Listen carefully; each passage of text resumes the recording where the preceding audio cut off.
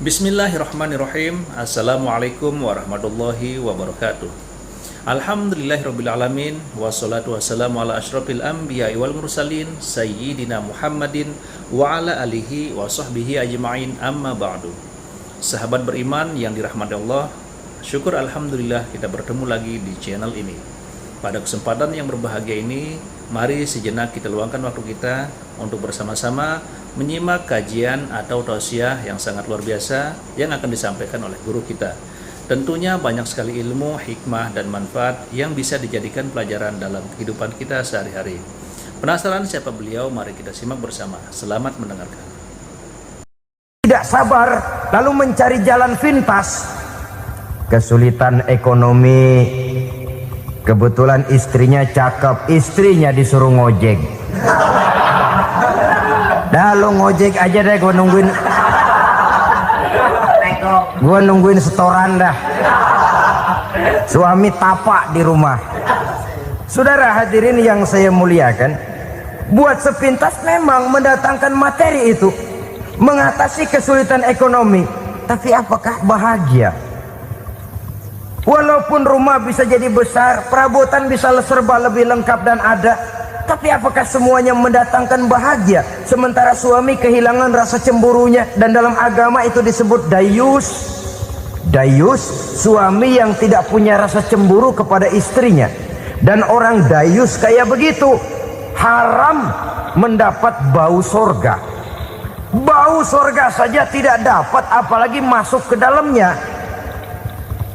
Ya tapi juga jangan lantas mentang-mentang harus cemburu sama istri, overacting. Suaminya nawar sayuran, lakinya pulang ngomel, lu pacaran ya sama tukang sayur. Itu juga over, saudara-saudara. Kesulitan ekonomi diatasi dengan sabar. Sabar dalam arti berusaha dengan tidak mengambil jalan pintas, berusaha tetap berada di jalan yang diridhoi oleh Allah. Ini yang jadi problema ini rumah tangga sekarang ini, kesulitan ekonomi, di mana lapangan kerja sulit, di mana persaingan hidup tajam, sedangkan kita hidup ingin seperti orang lain. Kita mudah gelap mata, mudah picik pandangan, mudah sulit pertimbangan, lalu mengambil jalan pintas. Kadang menjual akidah, menjual keimanan. Kebetulan penderingan kering, ada yang nawarin beras 3 liter sama supermi 2 bungkus. Hari Minggu diajak ke gereja mau. Itu iman kena beras 3 liter telap. Kesulitan ekonomi, saudara-saudara. Sehingga Imam Ali pernah berkata, kadal fakru ayyakuna kufron. Kemiskinan memang mudah membawa orang kepada kekafiran, kepada perbuatan-perbuatan yang bisa mengundang kekafiran. Oleh karena itu dalam tamsil lain beliau berkata, kalau ada ular dan ada kemiskinan, kemiskinan yang saya getok lebih dulu, kemiskinan yang saya bunuh lebih dahulu, karena kemiskinan mudah membawa orang kepada kekufuran. Bagaimanapun sulitnya ekonomi yang dihadapi dalam rumah tangga, percayalah satu saat jalan keluarnya mesti ada. Mesti ada. Jangan sampai mengambil jalan pintas yang membuat kita keluar dari jalan yang ditinjau dari segi kemasyarakatan pun mendatangkan aib, ditinjau dari kehormatan berkeluarga pun mendatangkan nista, ditinjau dari segi ekonomi pun barangkali tidak akan mendatangkan kelimpahan materi. Jalan pintas pada umumnya, saudara-saudara, hanya memberikan kenikmatan yang sekejap. Dan apalah itu artinya kalau harus mengorbankan kesenangan yang abadi dan kekal. Kadang-kadang mengorbankan anaknya sendiri, anaknya dikomersilkan. Pokoknya siapa yang nyamper lu berangkat aja dah. Asal pulang nenteng pisang sama jeruk sebongsang, orang tua udah anteng aja udah. Saudara hadirin yang saya muliakan, setiap kita selalu berhadapan dengan kesulitan. Karena itu rumah tangga yang bertujuan mencapai mardhatillah, mereka sabar dalam menghadapi kesulitan. Tidak ada beras, puasa saja, puasa sunnah. Puasa sunnah lapar tapi ada pahalanya, daripada tidak puasa lalu ngegerundel. Brengsek Tuhan, gue sembahyang melulu lapar juga. Sudah lapar tidak berpahala. Bukankah Rasulullah sendiri kalau pulang ke rumah Aisyah lalu berkata, ya Humairah, ada makanan hari ini? Ada makanan ya? Enggak ada bang. Alhamdulillah, kalau begitu saya puasa. Pulang dari mana-mana perut lapar, mau makan tidak ada makanan, bukan marah, bukan ngamuk, puasa. Maka boleh puasa sunnah, niatnya udah siang, jam 10, jam 11, asal dari pagi belum makan apa-apa. Niatnya jam 10, sah, dengan catatan dari pagi belum makan apa-apa. Jangan sudah sepiring setengah baru niat, itu lain. Itu ngojek namanya itu. Pengertian dalam kesulitan. Satu malam beliau pulang dari masjid agak larut. Habis ngajar banyak yang bertanya, ketuk pintu, Assalamualaikum, Assalamualaikum. 3 kali beliau memberi salam, tidak ada jawaban, tidak dibukakan pintu. Rupanya istri beliau lelah bekerja di waktu siang, tidurnya pules benar. Marahkah Rasul? Tidak, beliau gelar sorban, tidur di depan pintu. Asraful anbiya wal mursalin ini, Rasul termulia ini, karena menghargai istrinya, tidur di depan pintu. Sampai Aisyah bangun sepertiga malam, terkejut buka pintu, suaminya ada di depan pintu. Beliau bangunkan. Ketika dibangunkan, Rasul lebih dulu berkata, maaf sayang, saya pulang terlambat. Sudah nggak dibukain pintu, tidur di depan, dibangunin, beliau duluan yang minta maaf. Pengertian. Kalau emosi, memang nggak dibukain pintu, tidur di depan. Begitu dibukain, yang enak kita tunjuk jidatnya.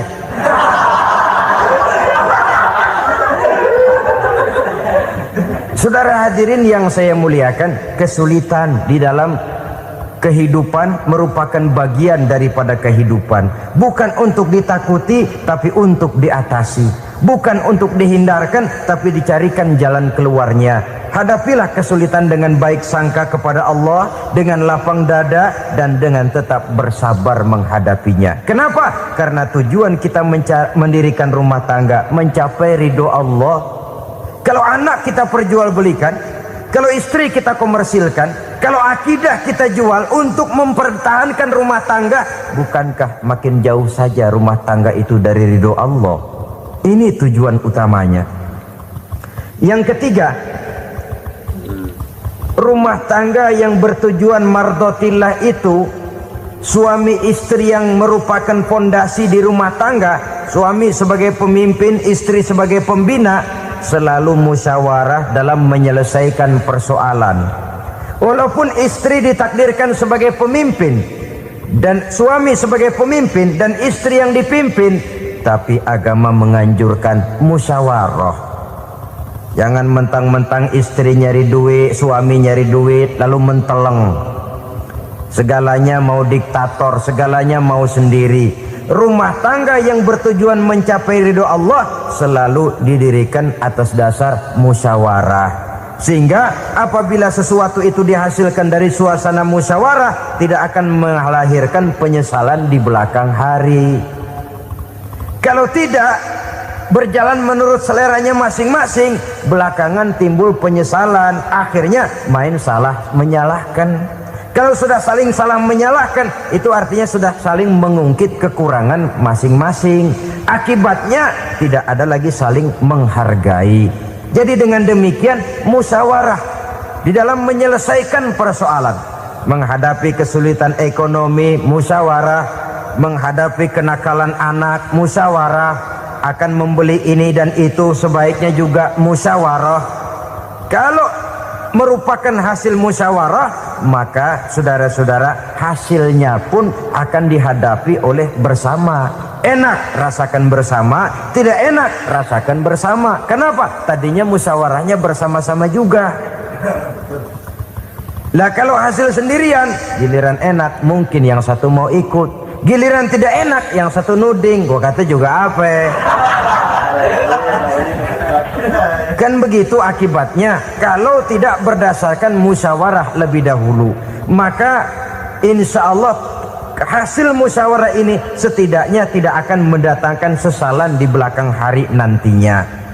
Saudara-saudara kaum muslimin rahimakumullah, ciri yang keempat, sepasang suami istri yang bertujuan mencapai ridho Allah dalam upaya mencapai rumah tangga bahagia itu tawakal apabila mempunyai rencana. Tawakal berserah diri kepada Allah, bukan berserah diri dalam artian mutlak yang mengarah kepada fatalism atau predestination. Kita sering mengartikan tawakal secara salah. Belum apa-apa sudah menyerahkan diri kepada Allah. Emang semuanya terjadi menurut maunya Allah dah, gak usah ngapa-ngapain, bagaimana Tuhan aja dah. Lapar juga nggak usah makan, kalau takdirnya kenyang pan kenyang. Ya udah lapar terus kita. Makan dulu, perkara nanti kenyang apa tidak itu baru tawakal. Kalau sakit ke dokter, soal sembuh atau tidak baru tawakal. Artinya usaha itu ada. Setelah suami berusaha, istri berusaha, selebihnya tawakal. Apa perlunya tawakal? Apabila berhasil tidak lupa daratan, apabila berhasil tidak lupa diri, apabila gagal tidak putus asa. Sehingga dengan demikian dari tawakal ini lahirlah pondasi yang kokoh membina rumah tangga yang bahagia dalam upaya mencapai keridhaan daripada Allah Subhanahu wa taala. Apapun yang kita laksanakan di rumah tangga, tujuan intinya tetap untuk mencapai keridhaan Allah.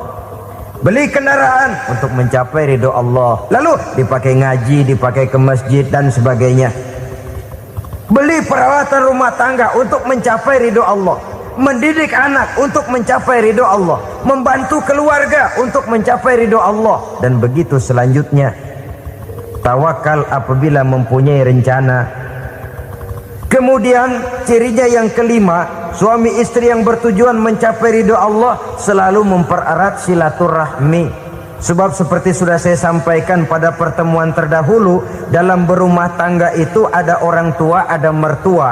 Itu cuma perbedaan istilah, tapi hakikatnya adalah sama. Jangan karena perbedaan istilah lalu menyebabkan kita berbeda sikap.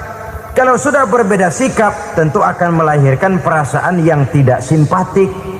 Sebaiknya suami istri kalau sudah berumah tangga, jadikanlah orang tua tempat cerita yang enak saja. Yang tidak enak telan berdua, yang pahit rasakan berdua, kesusahan dan kesulitan atasi berdua. Giliran enak ngomong sama orang tua, giliran senang cerita sama mertua. Sekarang kan kita balik, kalau lagi senang duitnya banyak, anteng di rumah, kalem aja. Tapi lalu waktu susah, waktu susah, cerita kepada orang tuanya, cerita kepada mertuanya. Lalu kapan kita mau menyenangkan orang tua?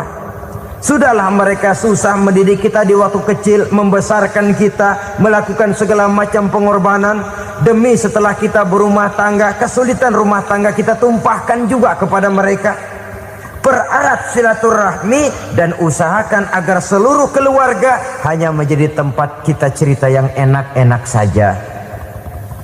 Istilah sehari-harinya, kalau di rumah kita makan sama sayur bayam, keluar rumah diem, malah seluitan. Tetangga tanya, lu makan kayaknya enak banget apa sih? Daging ayam.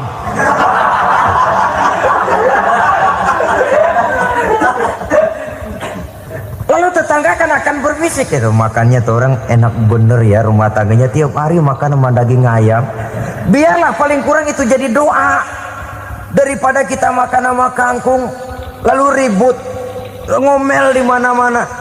Gua kesel banget sama bini gua. Di warung ceritanya lagi. Kenapa? Saban sari gua direbusin kangkung mulu. Brengsek. Di warung cerita ada RT, ada RW. Gara-gara makan sama kangkung se-RT tahu.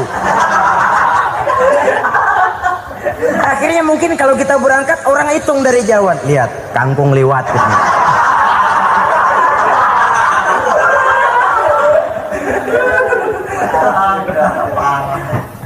bisa menjaga yang disebut security informasi, rahasia rumah tangga. Bahkan pernah saya berikan contoh karena ingin menghargai. Suami beliin kain batik buat istrinya. Istri tahu begitu sepintas, nih kain jelek nih. Tapi karena mau menyenangkan suaminya, dia bohong. Bagaimana bu kain yang bapak beliin? Aduh bagus bener pak. Bagus sekali itu kain. Warnanya pak emang yang model begitu tuh. Tetangga kita mana ada yang pakai kain begitu pak. Ya emang nggak ada, jelek.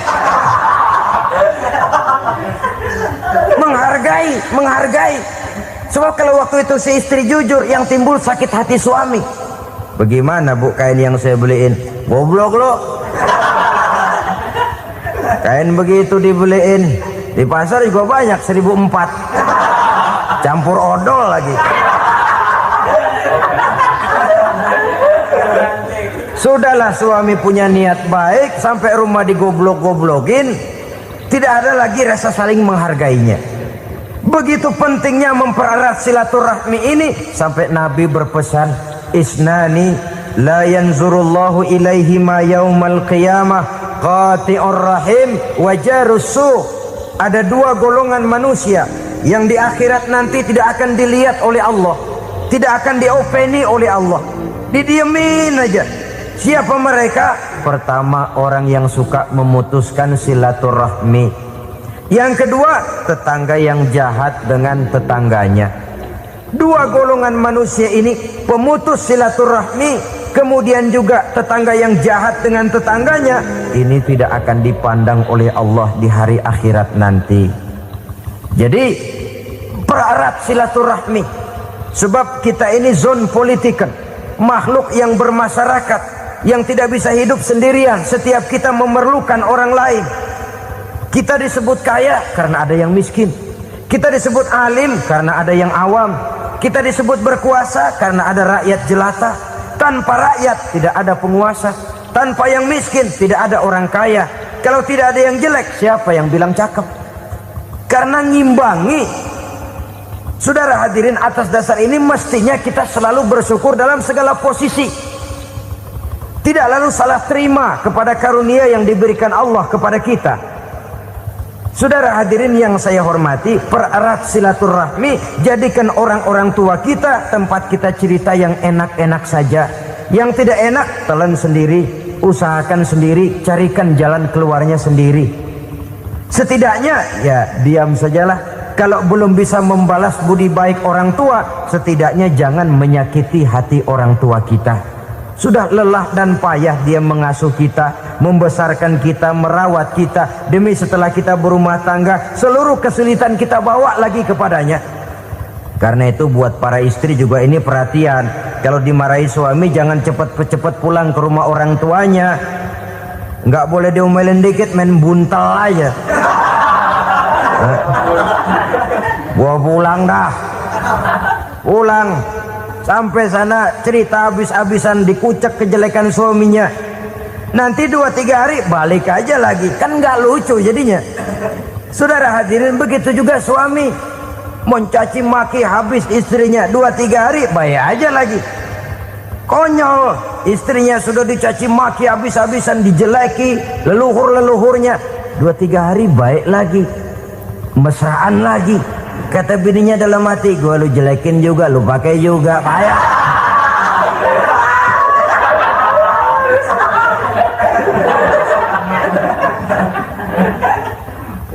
Saudara hadirin yang saya muliakan, itulah sebabnya pada awal tadi saya katakan perlunya kita mempunyai timbangan baik sebagai suami maupun sebagai istri. Nah, dari mempererat silaturahmi ini akan terjalin rasa kekeluargaan. Maka tradisi arisan keluarga itu bagus sesungguhnya untuk mempererat silaturahmi. Cuma celakanya bukan silaturahmi yang jadi tujuan, arisannya itu yang jadi tujuan. Akibatnya apa? Kalau belum narik mah semangat banget datang dah. Begitu udah narik aja udahan. Itu celakanya. Akhirnya silaturahmi jadi nomor 2, arisan semata-mata yang menjadi tujuan. Sesungguhnya itu bagus untuk mempererat silaturahmi. Karena kalau kita dengan kita sesama saudara sudah tidak saling mau mengenal, bagaimana dengan anak-anak kita? Bagaimana dengan cucu-cucu kita? 2-3 generasi yang akan datang tentu akan lebih saling tidak mengenal lagi. Baiklah ya, yang keenam, suami istri yang bertujuan untuk mencapai keridhaan Allah itu selalu berusaha tolong menolong di dalam kebajikan. Sebab Allah pesankan itu di dalam Al-Maidah ayat 6, wa ta'awanu 'alal birri wat taqwa wa la ta'awanu 'alal itsmi wal 'udwan. Bertolong-tolonganlah kamu di dalam kebaikan, di dalam bertakwa kepada Allah. Jangan bertolong-tolongan di dalam maksiat, di dalam dosa, dan di dalam usaha yang menimbulkan permusuhan. Kalau suami marah kepada seseorang, istri jangan ngipasin. Oh bang, yang begitu mah dibayain tuman. Bu, udah habisin aja dah. Anak-anaknya marahin sekalian. Ngipasin. Istri kesel sama tetangganya, suami ngipasin. Emang tuh tetangga kita, hahu. Habis orang dikipasin. Ta'awanu 'alal birri wat taqwa, bertolong-tolonganlah di dalam kebaikan. Istri malas ngaji, suami mendorong, memberikan sugesti. Suami malas berusaha, istri memberikan sugesti. Saling tolong menolong di dalam kebaikan dan takwa, dan jangan tolong menolong dalam dosa dan permusuhan. Kata suami, bu, daripada kita melarat terus hidup, kita piara tuyul yuk. Kata istrinya, nah ini sudah menyimpang bang, bersabarlah, bagaimanapun insya Allah kita tidak akan mati kelaparan. Piara tuyul itu nanti jadi pindah akidah, merusak iman, berteman dengan setan. Apalah artinya kekayaan dan kesenangan sebentar kalau harus mengorbankan kekayaan dan kesenangan yang abadi. Masya Allah, sangat luar biasa kajian yang sudah disampaikan oleh guru kita. Sahabat beriman yang dimuliakan Allah, tetaplah di channel ini karena kajian ini belum selesai.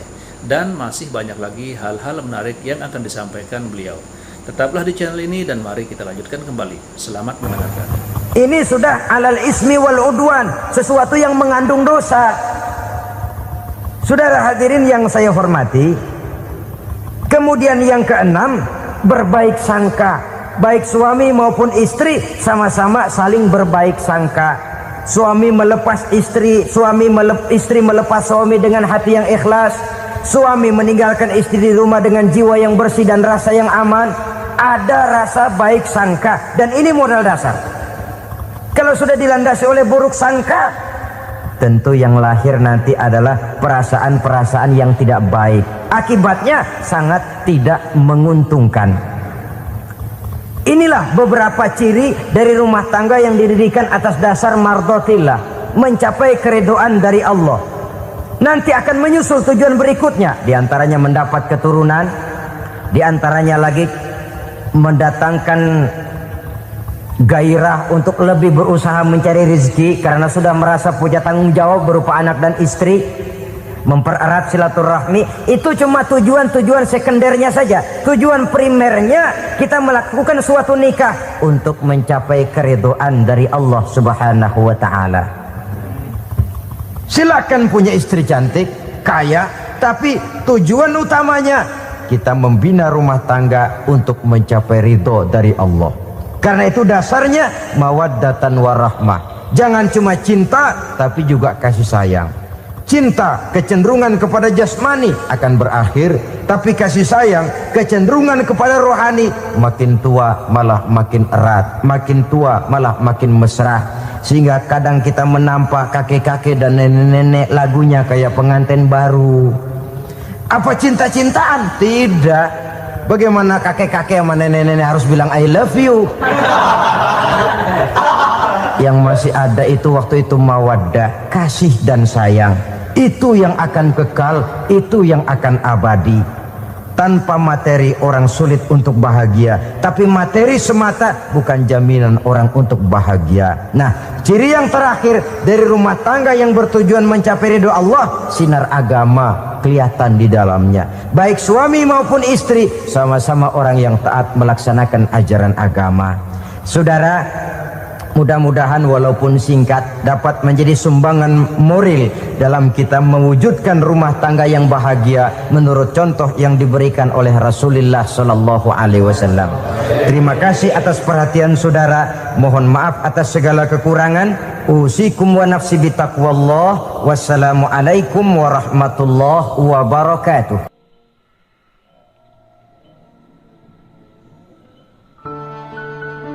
Assalamualaikum warahmatullahi wabarakatuh.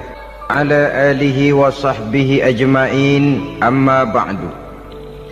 Saudara-saudara kaum muslimin rahimakumullah, salah satu dari misi Islam ialah mengangkat harkat dan martabat manusia yang sebelumnya dibedakan oleh warna kulit, oleh suku bangsa dan bahasa. Seluruhnya diikat dengan satu akidah, menghilangkan perbedaan akibat warna kulit, suku bangsa dan bahasa. Termasuk dalam upaya itu betapa Islam telah mengangkat harkat dan martabat kaum wanita. Maka pada pertemuan kali ini kita akan membicarakan tentang peranan wanita sepanjang pandangan agama. Sebelum Islam datang, nasib perempuan nyaris hanya berputar di segitiga saja. Dapur, sumur, kasur. Kasur, sumur, dapur. Seolah-olah wanita terpaut dengan 3 itu tadi. Seolah-olah wanita tidak bisa berbuat lebih banyak daripada itu. Bahkan di tengah masyarakat jahiliyah, bayi perempuan mendatangkan aib sehingga mereka lalu dikubur hidup-hidup. Maka datang Islam dengan tegas mencanangkan satu revolusi yang mengangkat harkat dan martabat kaum wanita. Nabi bersabda, An-nisa'u imadul bilad, iza saluhat saluhal bilad, wa iza fasadat fasadal bilad. Wanita adalah tiang negara. Jikalau baik wanita, baiklah negara. Jikalau rusak wanita, hancurlah negara. Dalam berbagai ayat Al-Quranul Karim menjelaskan tentang wanita dan peranannya. Al-Quran bercerita tentang Siti Hawa. Al-Quran bercerita tentang anak perempuan Nabi Adam, Iklima dan Labuda, yang menyebabkan Habil dan Qabil saling berbunuh-bunuhan. Al-Quran menceritakan bagaimana ibunya Nabi Musa mendapat wahyu untuk menghanyutkan anaknya di hilir sungai Nil. Al-Quran bercerita tentang Siti Maryam, ibu daripada Nabi Isa. Al-Quran bercerita tentang 2 putri Nabi Yusuf, yang akhirnya salah satunya menjadi istri daripada Nabi Musa. Pun Al-Quran bercerita tentang Ratu Balkis, seorang wanita yang menjadi penguasa di negeri Sabah, yang demikian besar pengaruhnya dan wawasannya. Dan banyak lagi Al-Quran menceritakan keadaan kaum wanita, sampai-sampai dalam Al-Quran ada satu surah yang dinamakan surah An-Nisa. Ini seluruhnya berarti bahwa Al-Quran telah menempatkan kaum wanita dalam satu posisi yang mulia dan terpuji. Al-Quran memberikan emansipasi, bahwa wanita berhak mengejar kemajuan sebagaimana halnya kaum laki-laki. Tetapi sungguh pun demikian, Al-Quran tetap memberikan batasan-batasan sepanjang emansipasi itu tidak bertentangan dengan kodrat kewanitaan itu sendiri. Kalau persamaan dan kemajuan, kalau emansipasi dan hak asasi sudah tidak sesuai lagi dengan kodrat kewanitaan, pada akhirnya bukan mengangkat harkat dan martabat kaum wanita, justru malah merendahkan derajat dan martabat kaum wanita itu sendiri. Seperti sebagian besar wanita ini, mereka berteriak menuntut tentang persamaan hak, tapi mereka melupa apa batasan daripada persamaan hak itu sendiri.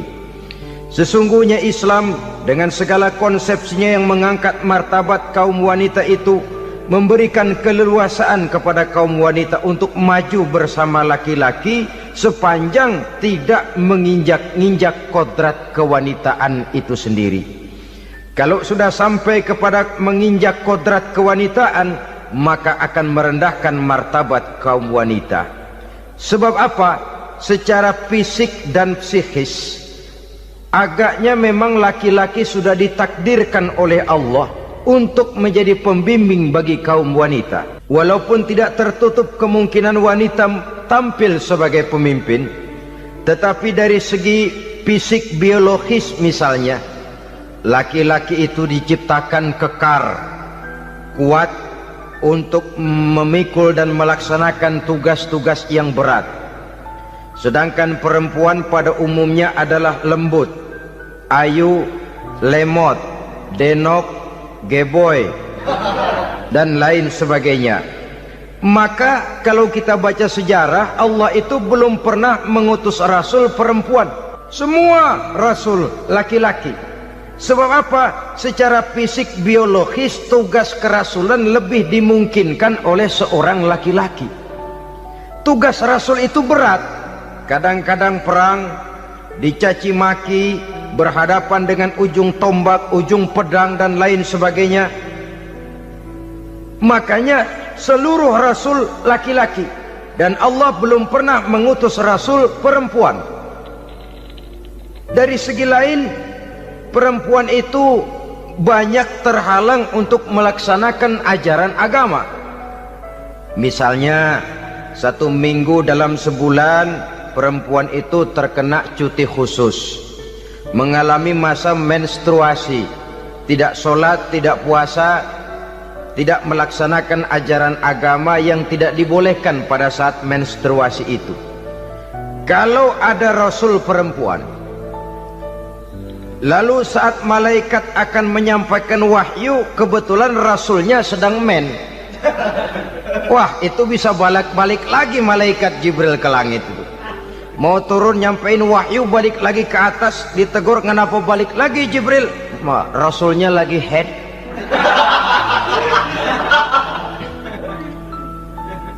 Atau pada saat agama dalam bahaya, agama dalam hinaan, agama dalam ancaman, rasulnya perempuan kebetulan sedang hamil besar. Apa lalu perang ditunda? Pengumuman perang ditunda saja sampai rasul melahirkan.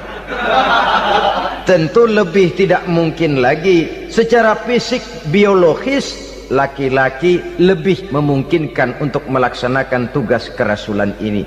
Maka seluruh rasul yang diutus Allah adalah laki-laki. Saudara hadirin yang saya muliakan, sungguh pun demikian Islam itu mengangkat martabat wanita sedemikian tinggi sebagai tiang negara yang menentukan jatuh dan bangunnya negara, yang ikut mewarnai bahkan menjadi warnanya suatu negara. Walaupun peranannya memang tidak begitu kelihatan, tapi sesungguhnya amat sangat menentukan. Oleh karenanya secara umum emansipasi yang digariskan oleh Islam, emansipasi yang tidak bertentangan dengan kodrat kewanitaan di berbagai aspek kehidupan. Kalau sekarang emansipasi ini kelihatannya sudah salah pasang, salah kaprah. Bahkan belum lama kita menyaksikan bagaimana ada binaragawati. Di zaman sekarang perempuan sudah mulai angkat besi. Saya mulai mikir kalau perempuan sudah pada angkat besi, ini sudah tanda suaminya udah dekat dibanting-bantingin ini. Tahun-tahun mendatang mungkin akan menyusul perempuan mulai narik becak.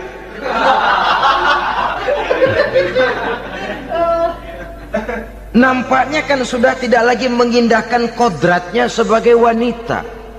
Ada olahraga yang hanya pantas dikerjakan oleh laki-laki. Oleh karena itu pada kesempatan ini kita akan mencoba melihat peranan wanita dari berbagai dimensinya. Yang pertama, peranan wanita sebagai istri. adalah Rasul memilih istri pertamanya Sayyidatuna Khadijah radhiyallahu anha. Kalau pilihan utama beliau pertama kali nikah dengan Siti Khadijah, jelas itu pilihannya bukan karena kecantikan. Kenapa? Beliau nikahi Siti Khadijah dalam usia 40 tahun Khadijah dan 25 tahun Rasul. Statusnya janda pula. Kalau beliau seorang pemburu kembang, pemburu bunga, kenapa mesti nikah dengan janda berumur 40 tahun? Sedangkan beliau waktu itu masih berumur 25 tahun. Apa sasaran utamanya?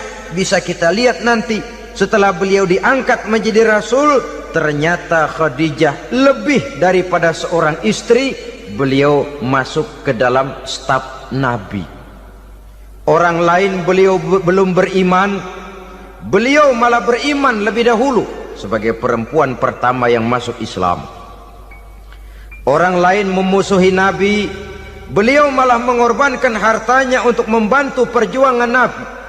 Istri setia semacam ini, dengan peranannya sebagai istri yang sedemikian rupa, memberikan andil yang sangat besar bagi kesuksesan dan keberhasilan seorang suami. Sebaliknya, seorang istri bisa mempengaruhi suaminya. Seorang suami yang jujur, polos, lugu, sederhana, bisa jadi koruptor ulung kalau didorong-dorong oleh istrinya. Seorang istri Pak Lurah memang tidak ikut mengatur kelurahan, tapi dia bisa mewarnai suaminya.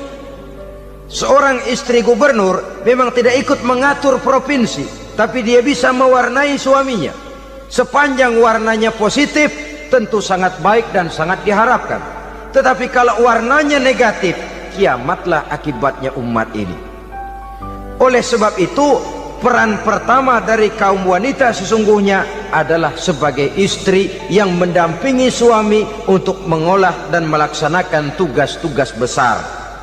Dari seorang yang paling kecil sampai kepada seorang yang punya jabatan paling tinggi sekalipun, pengaruh dan peranan istri memang sangat menentukan. Saudara hadirin kaum muslimin rahimakumullah, itulah sebabnya Nabi menikah dengan Siti Khadijah. Dan lebih dari itu, sebelum menikah dengan Nabi, Siti Khadijah itu sudah terkenal sebagai pengusaha wanita, business girl kalau bahasa sekarang ini.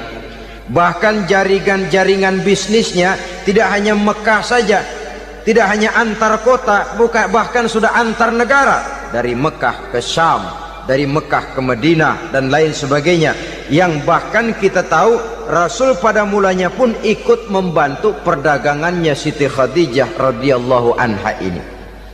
Jadi kalau bercermin dari karier Siti Khadijah, boleh saja wanita bergerak di bidang bisnis, asal memang profesi, bukan karena dengan senjata dan modal kecantikan lalu membujuk dan merayu orang sampai telap sehingga bisnisnya berjalan lancar dengan jalan menjual kecantikannya. Tidak, bergerak di bidang bisnis yang memang profesinya di situ. Tidak ada salahnya. Bisa saja perempuan menjadi business girl seperti yang dicontohkan oleh Siti Khadijah radhiyallahu anha ini. Sebab itu, kontes-kontesan yang hanya bertitik kepada rupa yang ayu saja, rupa yang cantik saja, sesungguhnya bukan hanya tidak bermanfaat, tapi saya pikir juga sangat tidak mendidik. Yang mengajar anak-anak remaja putri kita untuk berlomba-lomba hidup dalam kepalsuan. Alis mata palsu, hidung pesek dimancungin palsu, operasi plastik. Alis matanya dikerik, bikin yang palsu. Tai lalat lagi bikin yang palsu. Gincu bibir dimerahin, palsu. Seluruhnya hidup dalam kepalsuan. Akan lebih baik kalau kita ini misalnya mengadakan kontes yang menitik beratkan kepada ketinggian IQ, kecerdasan, kemampuan, skill, keahlian dan kemampuan. Tidak hanya dititik beratkan kepada rupa yang ayu dan cantik semata-mata, sebab di samping manfaatnya diragukan juga sangat tidak mendidik buat generasi yang akan datang. Terutama ibu-ibu, peran utama wanita sesungguhnya adalah sebagai istri mendampingi suami dalam melaksanakan tugas-tugas besar. Satu hari serombongan ibu-ibu pernah datang menghadap Rasul mengajukan satu resolusi, protes kalau bahasa kita sekarang. Ya Rasul, ada apa bu? Kalau laki-laki sih enak. Enak bagaimana? Iya, kalau orang laki-laki sholat, perempuan sholat. Laki-laki puasa, perempuan puasa. Laki-laki pergi haji, perempuan pergi haji. Laki-laki menuntut ilmu, perempuan bisa menuntut ilmu.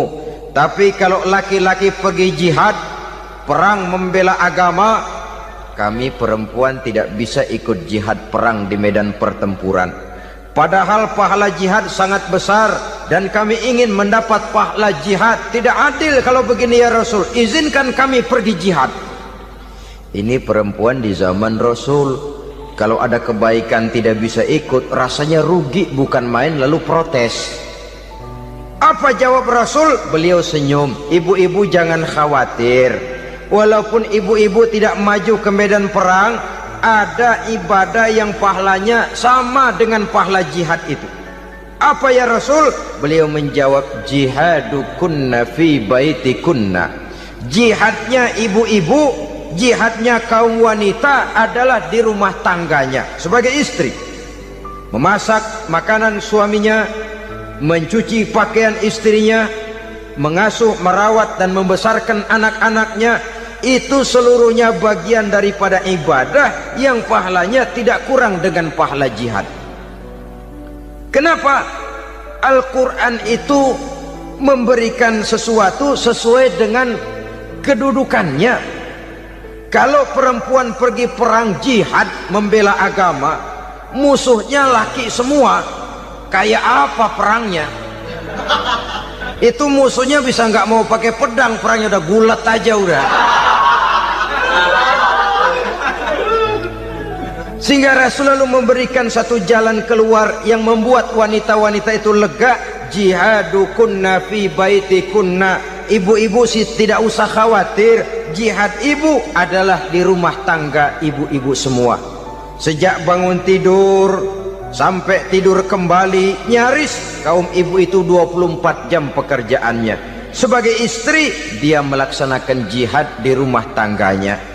Peranan wanita yang pertama adalah sebagai istri, yang walaupun tidak kelihatan dan menonjol seperti halnya laki-laki, tapi sangat mewarnai, bahkan menjadi warna dari tugas apapun yang dihadapi oleh suaminya. Dulu ada seorang orator, kalau pidato hebat bukan main. Kalau dia bernada gembira, semua orang senyum. Kalau dia bercerita tentang sesuatu yang sedih, satu masjid orang nangis. Orang tanya kepadanya, Pak, bisa pidato begitu hebat, siapa yang bikin? Ya saya sendiri.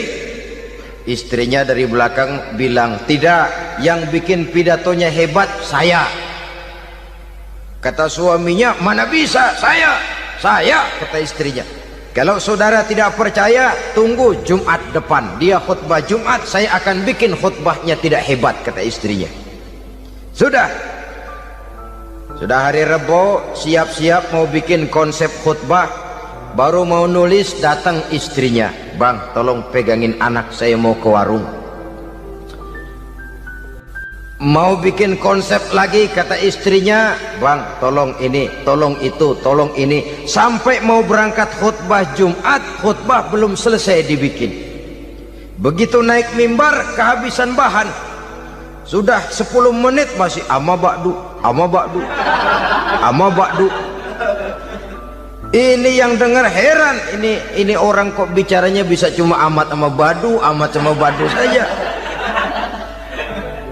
Di situ kelihatan saudara-saudara betapa peran serta istri yang walaupun tidak kelihatan oleh pandangan mata yang zahir, tapi teramat sangat menentukan. Sekali lagi, tidak ada seorang suami bisa sukses jadi apapun dia tanpa peran serta istrinya di rumah. Tidak ada kemajuan yang bisa diperoleh kalau tidak karena peran serta istrinya di rumah. Tidak ada kesuksesan yang bisa diraih tanpa keikutsertaan daripada istrinya di rumah. Walaupun suaminya yang dikenal orang, suaminya yang dipuji orang, suaminya yang disanjung orang, bagian besar tetaplah saham dan andil daripada istrinya yang di rumah itu. Ini makna an-nisa imadul bilad. Wanita adalah tiang negara.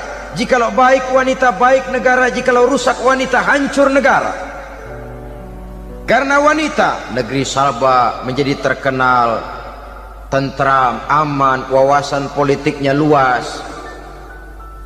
Seorang semacam Cleopatra bisa menaklukkan Julius Caesar. Dan begitu selanjutnya. Banyak cerita-cerita betapa wanita yang berperan di belakang layar ini bahkan bisa menggoyangkan negara. Bahkan yang paling dekat saja contoh dengan kita, Senator Gary Hart. Saudara masih dengar tentu itu. Betapa harus terpaksa mengundurkan diri dari pencalonan presiden Amerika karena kasusnya dengan Donna Rice itu, dengan hostess itu.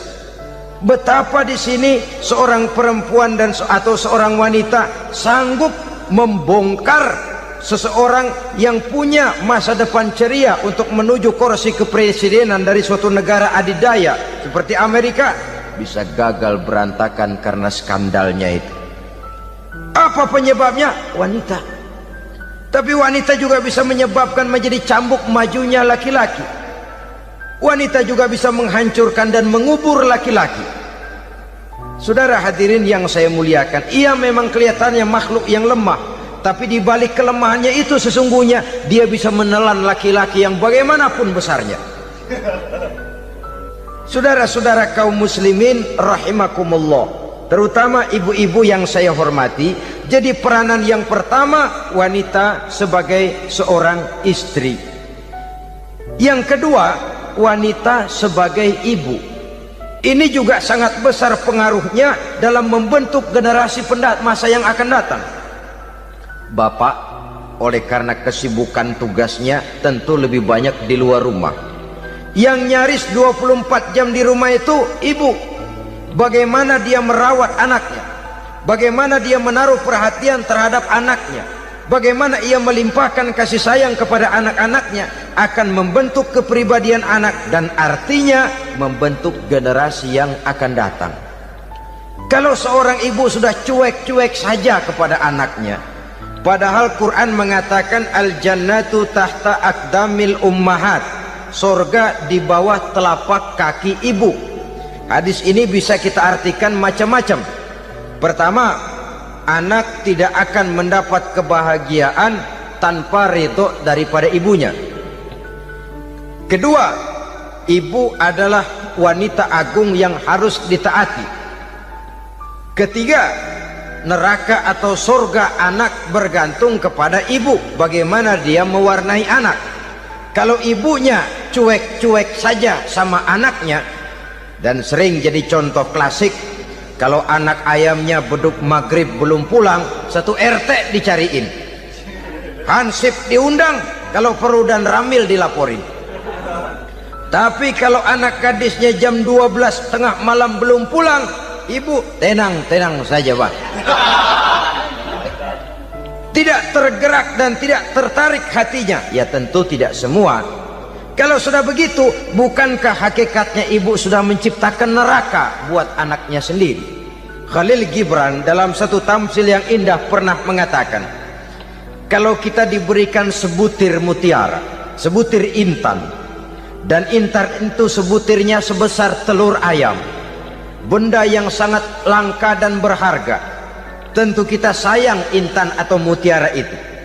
Kita jaga baik-baik, kita simpan dalam kotak, kotaknya kita kunci, kotak itu kita simpan di dalam lemari, lemarinya kita kunci lagi, lemarinya ada di dalam kamar, kamarnya pakai pintu, pintunya kita kunci lagi, kamar itu ada dalam rumah, rumahnya pakai pintu, dikunci lagi.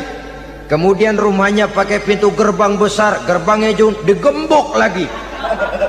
Untuk menjaga intan itu jangan sampai hilang, begitu usaha kita berlapis-lapis. Dan intan itu sudah diberikan kepada kita, kata Khalil Gibran. Apa dia? Anak-anak yang diamanahkan Allah kepada kita. Itu intan-intan mahal, itu mutiara-mutiara pilihan yang dititipkan dan diamanahkan untuk kita jaga sebaik-baiknya. Haruskah dia sia-sia di tangan kita? Haruskah dia merana jatuh di tangan ibu yang tidak punya tanggung jawab? Saudara hadirin yang saya muliakan, oleh karenanya peranan sebagai ibu ini sangat menentukan bagi pembentukan generasi yang akan datang. Salah ibu mengarahkan anak, akan lahir generasi mendatang yang tidak kita harapkan.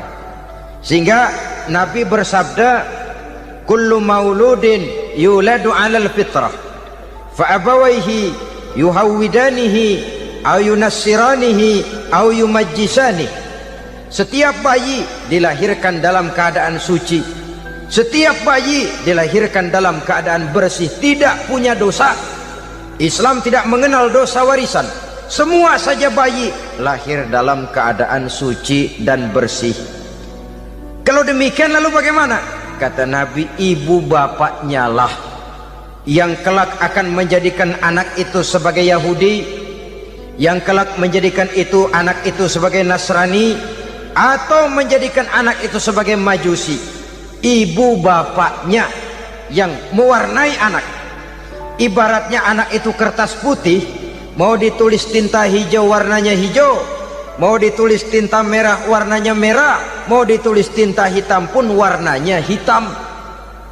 Oleh karena itu pembentukan anak yang soleh secara mental sesungguhnya sudah diwarnai oleh kebiasaan ibu bapak dalam pergaulan di rumah tangganya secara mental.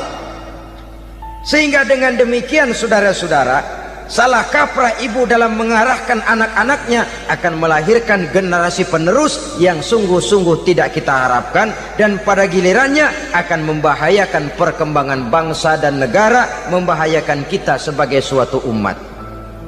Apalagi sekarang ini masih banyak orang-orang muslim, orang-orang tua muslim yang kadang-kadang menyekolahkan anaknya di sekolah yang membahayakan akidahnya, mematikan imannya, menghancurkan tauhidnya.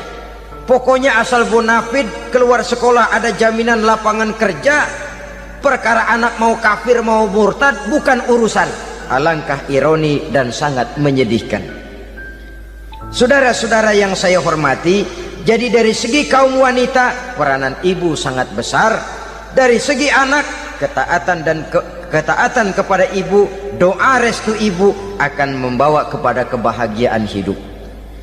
Doa ibu mustajabah, kutukan ibu manjur. Beberapa hikayat dan riwayat menjadi contoh dan tamsil buat kita betapa tidak ada satu kebahagiaan di dunia ini yang bisa ditegakkan tanpa doa restu daripada ibu.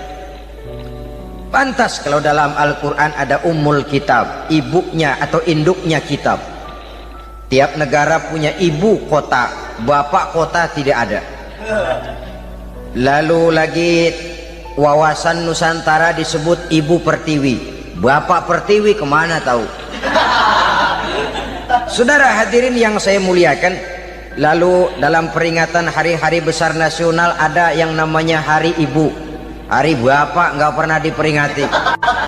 Ada Hari Ibu, dan ibu itu pun ada Ibu Kartini, ada Ibu Dewi Sartika, dan macam-macam lagi yang seluruhnya merupakan refleksi dan gambaran betapa peranan kaum wanita di dalam kehidupan ini yang memang banyak mewarnai dan menjadi warna dari suatu kegiatan. Saudara-saudara kaum muslimin rahimakumullah, apabila yang pertama tadi kita melihat peranan kaum wanita sebagai istri, betapa ia berpengaruh besar dalam ikut menunjang keberhasilan dan kesuksesan suaminya. Kemudian pada peranannya yang kedua, wanita sebagai ibu di rumah tangga, betapa ia ikut membentuk, mempengaruhi, mewarnai dan membimbing kepribadian anak sebagai generasi penerus. Maka pada peranan yang ketiga ini kita akan melihat wanita sebagai social agent, sebagai penggerak kegiatan sosial di berbagai bidang kehidupan. Apakah itu bernama majelis taklim, apakah itu bernama perkumpulan dan yayasan-yayasan kemanusiaan, organisasi-organisasi yang bergerak di bidang pendidikan. Bahkan di zaman sekarang bukan hanya menjadi penggerak sosial, bahkan sudah banyak kaum wanita yang menggerakkan satu bangsa.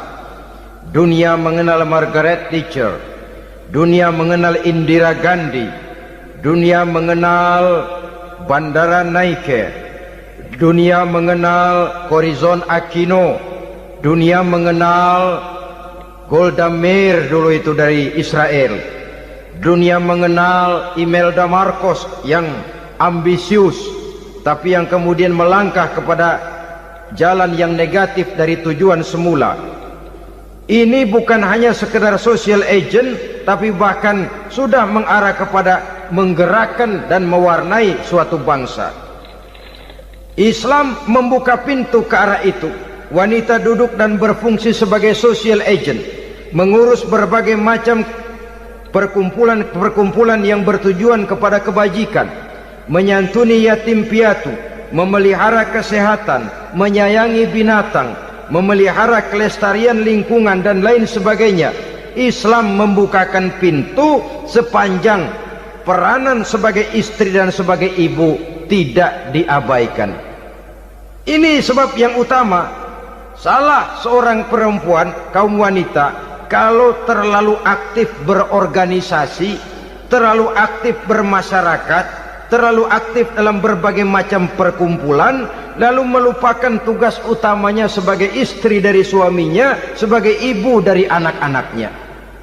Ibu asik rapat sana rapat sini, anak tidak pernah diajak rapat, akhirnya si anak bikin perkumpulan sendiri, rapat menurut versi mereka, sehingga akibatnya yang timbul anak merasa kurang diperhatikan oleh ibunya. Ngaji bagus, tapi kalau sepanjang hari ngaji saja, suami pulang mau makan tidak ada makanan, mau berganti pakaian belum lagi diteriska pakaiannya, tentu ini melupakan fungsi yang utama. Kegiatan sosial, kegiatan di organisasi adalah jadwal kegiatan setelah fungsi sebagai istri dari suami, sebagai ibu dari anak-anak dilaksanakan dengan sebaik-baiknya. Bukan tidak baik ngaji, kalau dari ngaji ke ngaji saja, bangun tidur ngaji, jam 7 ngaji, berangkat jam 11, sholat zuhur berangkat ngaji lagi, pulang sore, malam ngaji lagi.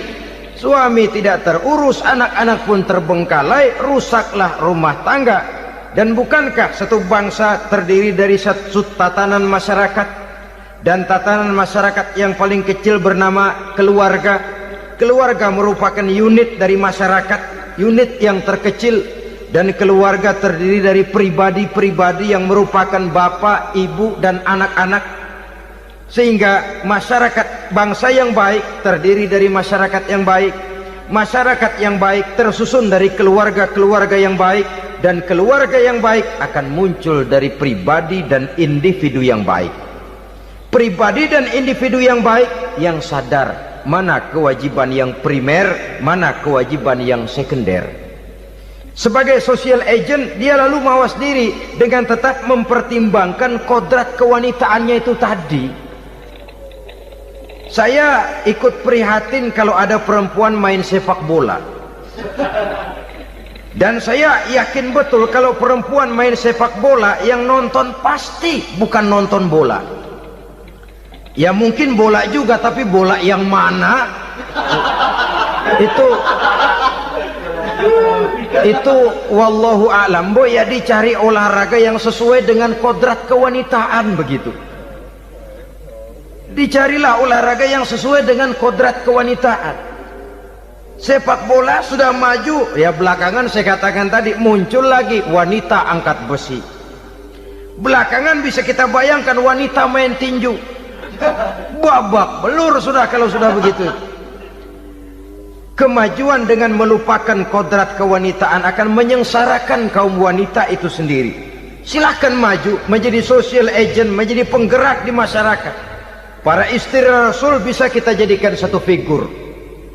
Siti Khadijah, figur sebagai istri pendamping yang setia. Dikala suaminya bingung, ia tampil memberikan pandangan. Dikala suaminya bingung, ia memberikan tanggapan. Dikala suaminya dimusuhi orang, ia menampakkan kesetiaannya. Kau tidak sendiri bang, aku di sisimu. Dikala jiwanya gelisah ketika pertama kali menerima wahyu berhadapan dengan malaikat Jibril, Khadijah yang menghibur. Kalla ma yukhzikallahu abada. Tidak apa-apa bang, Allah tidak akan menyusahkan kau untuk selamanya. Tenang sajalah, tenang. Abang orang baik-baik, Allah tidak akan menyengsarakan abang. Peran sebagai istri. Dan Rasul mantap, sehingga bertahun setelah Khadijah wafat selalu terkenang dan dikenang oleh Rasul. Pernah satu saat beliau itu seperti orang melamun. Aisyah tanya, kok seperti ngelamun bang? Iya, kata Rasul, saya seperti mendengar suara terompahnya Khadijah di surga. Padahal Khadijah sudah lama wafat. Aisyah mendengar itu rada sedikit manyun. Kata Aisyah, bang, cukup sekali ini saja, jangan sebut-sebut lagi nama itu ya. Cemburu rupanya. Ya soal cemburu sih nggak bini Nabi, nggak bini kita, namanya cemburu. Perempuan mesti ada. Apa jawab Rasul? Ya Humairah, Aisyah, haruskah saya melupakan seseorang yang dikala orang lain memusuhi saya, dia mati-matian membela saya? Kamu orang Islam bukan? Bukan. Pantas. Kenapa saya salah? Dia bilang. Ya jelas salah. Salahnya di mana? Kamu ini manusia. Kalau hidup cuma dari tangan ke mulut, saya bilang kambing di kampung saya juga begitu pikirannya, ner. Itu kambing di kampung saya, asal perutnya kenyang sudah hidup dia. Perkara besok bagaimana, lusa prospeknya macam mana, bulan depan ada apa, kambing nggak pernah mikir. Di kampung saya kambing juga pikirannya begitu. Kamu Kristen ya? Tadinya. Loh kok tadinya, lalu apa sekarang kamu ini? Dia bilang sekarang saya netral. Saya tidak beragama, tapi saya percaya kepada Tuhan sebagai pencipta alam. Assalamualaikum warahmatullahi wabarakatuh. Waalaikumsalam warahmatullahi wabarakatuh. Alhamdulillah, wassalatu wassalamu ala sayyidina Rasulillah, sayyidina wa maulana Muhammad ibn Abdullah wa ala alihi wa sahbihi wa mawala, la hawla wa la quwwata illa billah, amma ba'du. Bapak-bapak, ibu-ibu, saudara-saudara kaum muslimin rahimakumullah. Di dalam kehidupan kita sebagai seorang muslim, minimal 5 kali dalam sehari semalam kita mendengar seruan untuk mendirikan solat yang disebut azan. Ada kalimat menarik di dalam kalimat azan itu, yakni seruan hayya 'alal falah, marilah menuju kepada keberuntungan, marilah meraih kemenangan. Seruan ini adalah kecenderungan dari setiap manusia, apapun warna kulitnya. Artinya, setiap orang dalam hidup selalu ingin meraih dan mencari kemenangan. Kemenangan akan melahirkan kepuasan batin, dan kepuasan batin memberikan kebahagiaan. Sedangkan kekalahan melahirkan penderitaan batin, dan penderitaan batin menjerumuskan seseorang di dalam berbagai bentuk kerugian. Jikalau inilah seruan azan, maka masalahnya ialah apa yang menyebabkan kita meraih kemenangan. Al-Quranul Karim memberikan tuntunan dan ajaran kepada kita bahwa orang-orang yang memperoleh kemenangan itu tidak lain adalah orang-orang yang bertakwa. Hanyalah mereka yang bertakwa kepada Allah Subhanahu wa ta'ala pada akhirnya akan tampil sebagai pemenang. Lalu siapa orang yang bertakwa itu? Dijelaskan dalam awal-awal Al-Baqarah, orang yang bertakwa yang akan meraih kemenangan. Pertama, alladzina yu'minuna bil ghaib, yaitu orang-orang yang beriman kepada yang gaib, percaya bahwa ada alam yang gaib, alam yang abstrak, alam yang tidak bisa dijangkau oleh salah satu daripada panca indera kita.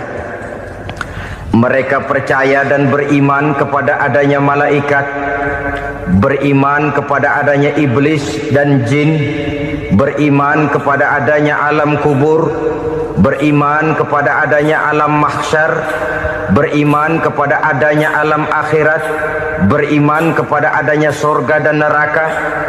Beriman bukan cuma sekedar beriman dalam ucapan bibir saja, tetapi beriman yang nilai iman itu mampu mewarnai gerak dan gaya hidupnya. Iman yang meresap sampai ke tulang sumsum, kemudian memberikan dampak positif di dalam kehidupan manusia. Alam, kita tahu, adalah sesuatu yang selain Allah, dan Allah bukanlah alam. Apapun namanya selain daripada Allah, itu adalah alam. Alam pada hakikatnya terbagi menjadi dua. Ada alam syahadah, alam nyata, alam konkret, alam yang bisa dijangkau oleh salah satu indera kita. Kemudian ada alam ghaib, alam yang tidak bisa dijangkau oleh panca indera kita, alam metafisika, alam abstrak, alam yang wajib kita imani keberadaannya. Kita percaya bahwa malaikat itu ada. Kita percaya kepada jin, bahwa jin itu ada. Kita percaya kepada adanya iblis dan setan. Bukan percaya kepada iblis dan setannya, percaya bahwa iblis dan setan itu ada. Itu termasuk salah satu daripada sifat orang yang bertakwa kepada Allah. Saudara-saudara kaum muslimin rahimakumullah, kecenderungan pembangunan yang lebih bersifat materialistis biasanya menggeser aspek kehidupan rohani. Orang berpikir empiri, dan dalam pola pikir yang demikian, maka alam gaib tidak lagi mendapat perhatian. Aspek kehidupan yang bersifat rohaniah malah mulai ditinggalkan. Akibatnya terjadilah kepincangan di dalam kehidupan kita. Pernah ada satu pengalaman pribadi dalam perjalanan kembali ke tanah air. Dalam pesawat di sebelah kanan saya duduklah seorang Jerman, namanya Heiner Simonsen. Iseng saya ajak kenalan, saya ajak ngobrol, saya tanya dia. Saya bilang, Mas Heiner ini, kalau pesawat yang kita tumpangi ini jatuh ke bawah, kira-kira apa yang bakal terjadi, Mas? Dia bilang, kita semua akan mati. Begitu? Iya. Oke. Apa itu mati? Tanya saya. Dia bilang, untuk tahu apa itu mati, kita harus tahu lebih dahulu apa itu hidup. Saya pikir nih bule bisa ngomong juga. Baiklah kata saya. Apa hidup menurut Anda itu? Oh, hidup itu dia bilang, kalau seluruh anggota badan kita bekerja secara normal, paru-paru memompa darah secara normal, jantung berdetak secara normal, sel-sel tubuh bekerja secara fit, dan organisme tubuh hanya mau bekerja secara normal, dia bilang, kalau kita memberi makan yang cukup, menu yang teratur, dan gizi yang lengkap. Saya bilang, kesimpulannya apa, Ner? Dia jawab, hidup adalah dari tangan ke mulut. Life is from the hand to the mouth, kata dia. Hidup adalah dari tangan ke mulut. Jadi masalah hidup tidak lebih daripada masalah isi perut. Orang pergi pagi, pulang sore, peras keringat, banting tulang, perut yang dibelain. Saya bilang, you are wrong. Sampean salah, Ner. Kamu orang Islam bukan? Bukan. Pantas. Kenapa saya salah? Dia bilang. Ya jelas salah. Salahnya di mana? Kamu ini manusia. Kalau hidup cuma dari tangan ke mulut, saya bilang kambing di kampung saya juga begitu pikirannya, Ner. Itu kambing di kampung saya, asal perutnya kenyang sudah hidup dia. Perkara besok bagaimana, lusa prospeknya macam mana, bulan depan ada apa, kambing nggak pernah mikir. Di kampung saya kambing juga pikirannya begitu. Kamu Kristen ya? Tadinya. Loh kok tadinya, lalu apa sekarang kamu ini? Dia bilang sekarang saya netral. Saya tidak beragama, tapi saya percaya kepada Tuhan sebagai pencipta alam. Saya ingat benar dia bilang, I haven't any religious, but I believe to God as the creator of the world. Kenapa bisa netral begitu, Ner? Habis saya bingung katanya. Islam bilang Islam baik, Kristen bilang Kristen baik, Hindu Buddha bilang Hindu Buddha baik, semua agama baik. Saya netral sekalian, nggak beragama. Yang penting saya percaya kepada Tuhan. Saya bilang, Ner, kamu ini kayak orang mau beli celana, lalu bingung. Yang satu bilang Levi's bagus, yang satu bilang Blue Jean hebat, yang satu bilang Wool England hebat. Celana ini hebat, celana itu bagus, celana ini hebat. Semua celana bagus, kamu bingung. Akhirnya netral, tidak pakai celana. Itu juga salah. Saya pikir-pikir, kemudian saya melihat bahwa dua pola berpikir Henner ini nampaknya sudah mulai menggejala di lingkungan masyarakat bangsa kita. Disadari atau tidak, secara jujur kita harus berkata, dua pola pemikiran Henner ini mulai berkembang di tengah masyarakat bangsa kita. Pertama, pola pikir materialisme. Hidup adalah dari tangan ke mulut. Masalah hidup tidak lebih masalah isi perut. Itu yang perlu dibela, dan disitulah arti kehidupan. Pergi pagi, pulang sore, peras keringat, banting tulang untuk mempertahankan perut. Kalau sudah kemari cara orang berpikir, maka buat apa percaya kepada yang gaib? Untuk apa sholat? Untuk apa puasa? Untuk apa zakat? Untuk apa menghadiri majelis taklim? Tanpa kepercayaan kepada yang gaib, hidup berjalan menurut alur empiris dan materialis. Kalau sudah ke sana cara orang berpikir, biasanya orang lalu cenderung menghalalkan segala cara. Hanyalah orang yang percaya bahwa akhirat ada, hanyalah orang yang percaya bahwa alam kubur itu ada, hanyalah orang yang percaya bahwa malaikat itu ada, hidupnya akan lebih terarah dan terkendali. Karena kepercayaan kepada yang gaib, yang merupakan fase daripada kehidupan setelah hidup yang sekarang ini, mewarnai gerak pribadi seseorang di dalam dia melakukan kegiatan hidupnya. Pola berpikir materialisme, disadari atau tidak, mulai menggejala di lingkungan masyarakat bangsa kita. Hidup tidak lebih dari urusan tangan ke mulut, mulut ke tangan, tangan ke mulut. Asal perut sudah kenyang, hiduplah sudah. Perkara bagaimana prospek hari yang akan datang, bagaimana akhirat, tidak jadi persoalan. Ini yang oleh Nabi diperingatkan, ad-dunya sijnul mu'min wa jannatul kafir. Dunia adalah penjara bagi orang beriman dan surga bagi orang kafir. Dulu di zaman Belanda hadis ini pernah disalah tafsirkan, disalah artikan, digunakan sebagai senjata untuk mengkebiri dan membuat impoten umat Islam. Sudahlah umat Islam gak usah macam-macam, kata Belanda. Dunia ini kan penjara buat orang Islam, surga buat orang kafir. Di penjara jangan bertingkah.